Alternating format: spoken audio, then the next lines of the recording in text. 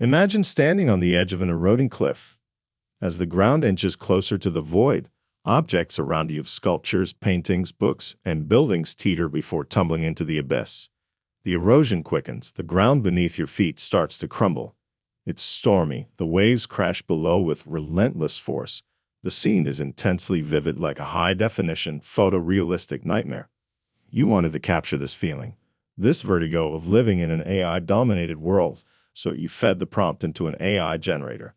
But what you got was far from the apocalyptic vision you imagined. Instead, it looked more like a serene ad for a coastal vacation with a touch of Caspar David Friedrich's romanticism. As your partner casually asked if it was Land's End, you realized your prompting skills might need some work. There's a certain irony in this misfire. The very tools that are meant to express our deepest fears and imaginations seem to be undermining them. As a creator, whether you write, make music, paint, or direct, AI feels like a looming threat. Each day, we wake up to new AI-generated artifacts that encroach on human creativity. You could ask for a Stevie Wonder rendition of Big Yellow Taxi in surround sound or a sci-fi rom-com starring Timothée Chalamet and Marilyn Monroe. Who knows? AI might just deliver. This relentless march of AI technology gives rise to a kind of existential vertigo.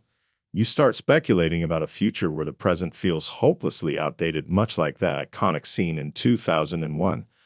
A space odyssey where a spinning bone tossed by a hominid cuts to a spaceship, symbolizing an evolutionary leap.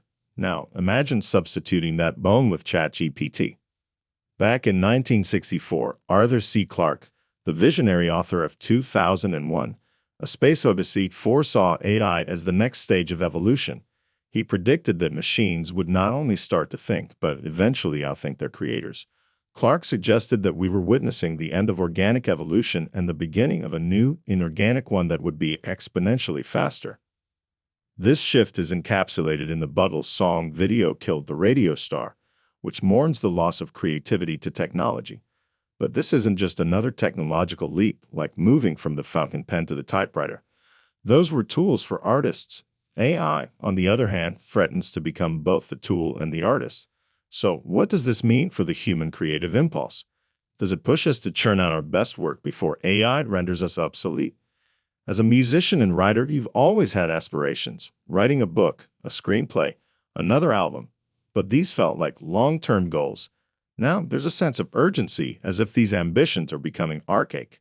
It's as if AI has killed your bucket list, leaving you wondering what place, if any, is left for human creativity in this rapidly evolving landscape.